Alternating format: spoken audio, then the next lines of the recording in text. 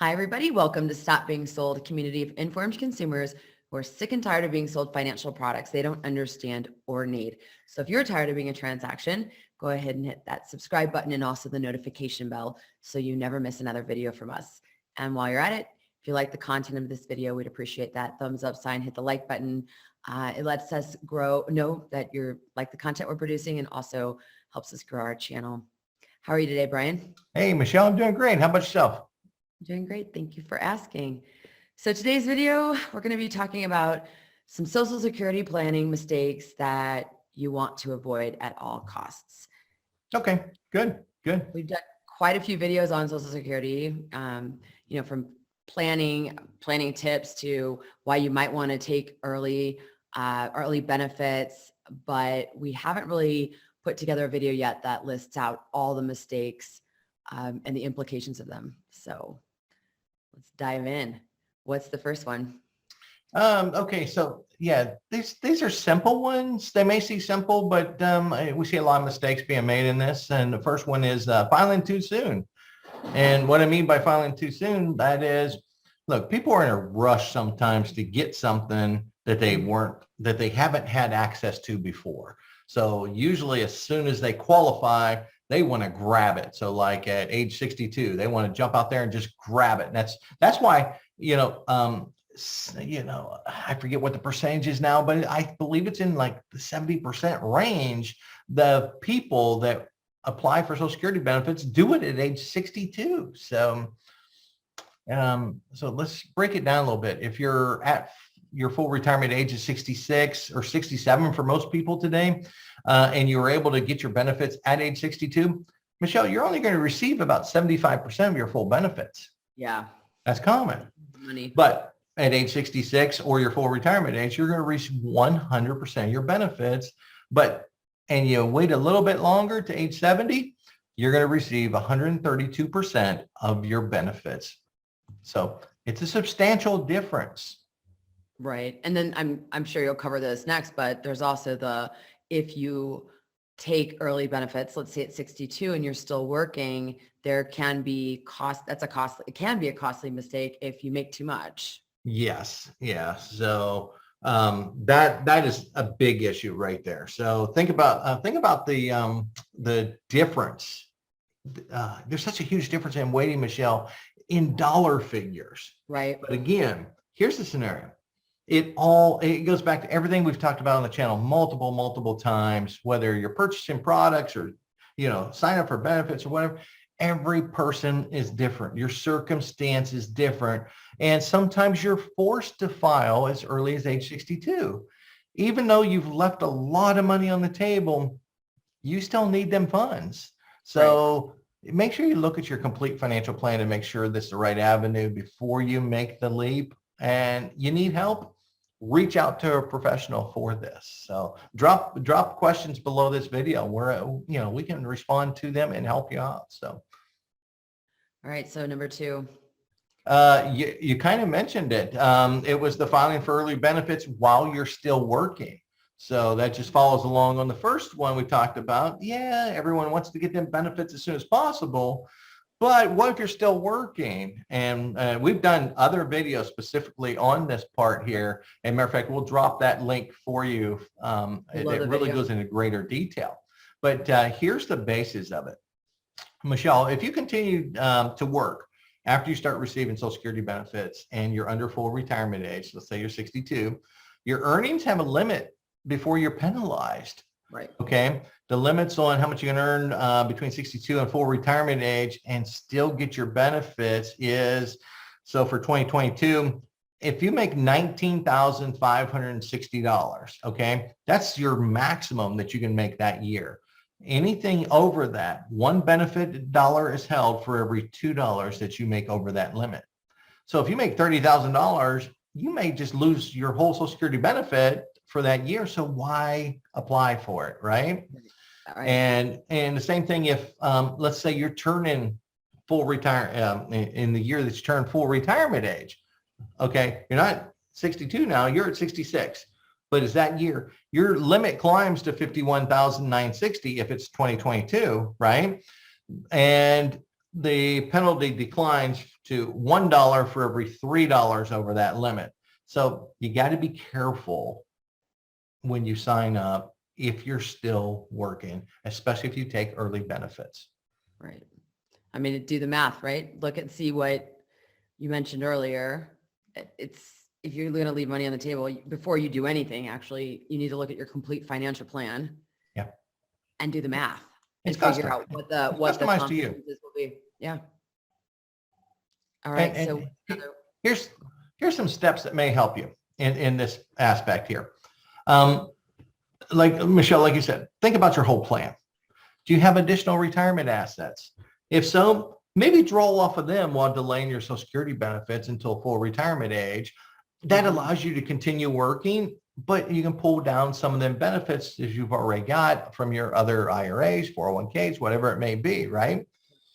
This allows your Social Security to keep increasing until full retirement age. So, and think about this, from 62 up to age full retirement age, the average increase in benefits is 6.25% a year. Wow. So after full retirement age, it goes up to 8% up to age 70. So yeah. Do the math, may be worth waiting. do the math. So what's another mistake? This is not as common, but not working long enough. Okay.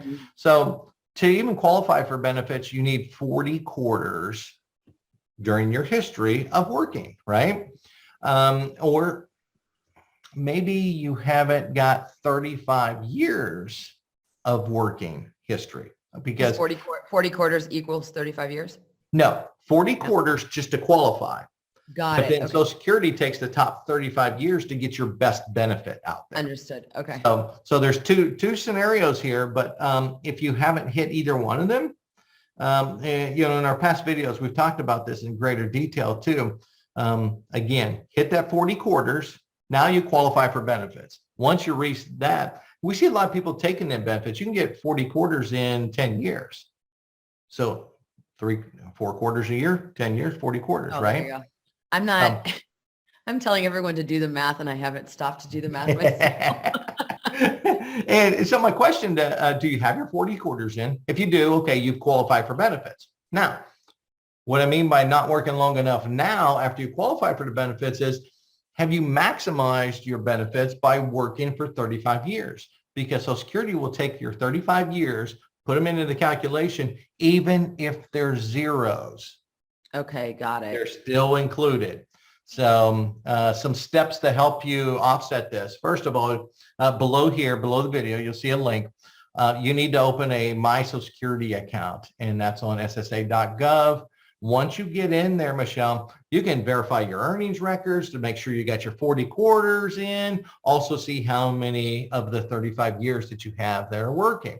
And while you're doing that, in them 35 years, and let's say you're going to work for 1 or 2 more years. Mm-hmm. Well, usually your highest earning years are as we near retirement, right? So that's going to kick off, if you already got your 35 years, it's going to kick off them lower earning years, automatically boosting your returns from Social Security in the future. Okay. So, got it. and then we got a calculator down there too. There's a nice calculator on that site to help you calculate your benefits. And we drop that link down below here for you also. Absolutely. Yeah, both those links, the one to ssa.gov/my account, and then the calculator will be below the video. Yep. All right. So are we good to move on to the next mistake? Yeah, sure. Okay. So what is it? Not getting the maximum benefits you're entitled to. Okay. So once you qualify for benefits, now it's trying to understand what's your best benefit, what's the best way to file. And it can be broken down, Michelle, in the way you actually file and what your circumstance is. Okay. And the four simplest: single, married, divorced, or widowed. Okay. So it just depends on which one of them categories you can claim your benefits on. So let's break each one of them down. If you're single, pretty simple. The longer you work, the higher your benefits. Right. You can claim as early as 62 with reduced benefits. At your full retirement age of 66 or 67, you get full benefits. By waiting to 70, you get an increase of roughly 8% or 32% more above your full retirement age benefits. So single is pretty simple. The longer you work, the more you make. It's that simple. Okay. So what about for married? Married, okay, this is the spousal benefits. You know, this has changed over the past 10 years. We used to have multiple strategies where you could use your spouses and yours and file and suspend yours. All that stuff is kind of like up in the air now. Here's the newest stuff. The key is if you're married at least 10 consecutive years, you can claim either your own benefits based on your earnings or half of your spouse's benefits, whichever's higher, once you reach full retirement age. So it's pretty simple. I know like my parents, a perfect example in this situation, both the same age, and my mom's weren't as high as my father's. So she was matter of fact, hers weren't even as high as half of his. So she took half of his while he still received his full benefits. So that worked out perfectly. So again, working with a professional that understands Social Security benefits in the financial planning arena. Make sure they understand that. So, okay. So what about for people who are divorced? this is the fun one. This is where people get upset. When I've had my stand-up workshops, I used to do these all the time. This is the part that you're either upset or you were excited by the time we got through this section. So you can, Michelle, you can claim Social Security benefits from your ex-spouse if you're married for more than 10 years consecutively. Okay. Well, think about this for a second. Let's say you're 62 years old, you're ready to retire, and you want to go in and decide which benefit package works best for you, right? And you look at yours and then you say, wait a second, I was married for more than 10 years. My ex had earned a lot more money than I ever did. Why don't I just take half of his? Yeah. Well, you can. It can be as much as half their benefits, and it doesn't affect their benefits, nor will they even know, Michelle, that you even filed for them. So it's pretty exciting. And for those of you that were married 4 times more than 10 years, because that does make sense. It could happen. It can happen. You get the highest one. Oh, interesting. So you can't get more than one, but you can't get more than one, but you get the highest one that you qualify for. It's pretty exciting because Social Security knows who you're connected to over your life history. Sure. It's easy for them to do the calculations. So, all right. Funny. So what about if you're a widow? Okay, so this one's slightly different, but it's the same. Survivor benefits is what it's called. It's based on the earnings of the person who passed away, right? A widow can receive full benefits at their full retirement age or at any age if they can take care of children who are under the age of 16 or disabled. You can start claiming reduced Social Security benefits, survivor benefits, at age 60, not 62. You can start as early as age 60. But remember this, go back up to number 2 that we talked about, the mistake of collecting benefits while still working. That situation still applies to you with the early penalties if you make too much money. So if you're still working, you can still get survivor benefits, but if you make over that limit, they're going to take some of it back. So you have to be careful, very careful on this one. I've had this happen before and actually went to Social Security court. They actually do have one of them. With a young lady and helped her out in that situation. So also, if you, Michelle, let's say you remarry after the age of 60 or later, your spouse had passed away previously, you qualify for survivor benefits. People who remarry after age 60 or later can collect survivor benefits from an ex if that former spouse is deceased. So. Okay. All right. So are there any other mistakes? That's the big 4. Big 4. All right. That covers, this is what I see all the time. Okay. Got it. And you've been in the business how long? 24 plus years? 24 years this year. Long time. And it changes all the time too. And take note of this. Okay. You'll see that we've done Social Security videos in the past on the channel. Some of them videos still Or got outdated. the same information, Yeah. but they also have outdated information because the laws change all the time. And so make sure you stay tuned to the channel and get the most up-to-date information. And as we do more videos in the future, it's all about, as things change, we want to get them to you as soon as possible. So Absolutely. That's another reason you should subscribe. And also you have to hit the notification bell if you want to be notified when we post a new video. So Brian, real quick, before we wrap up, I want to just recap these four mistakes. So one was filing too soon, as soon as you qualify. The second one is working while taking early benefits while you're still working.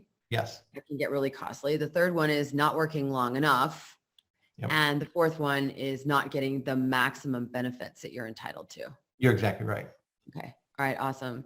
So we are putting these links to the ssa.gov and also the retirement calculator below this video. And we'll also drop in some of our other Social Security videos so you can check Yes. those out that are relevant. I shouldn't say relevant, that are current, have current information. Yep. All right. Thanks so much, Brian. Appreciate this. And thank you to You're welcome. everybody who watched. Thanks, everyone.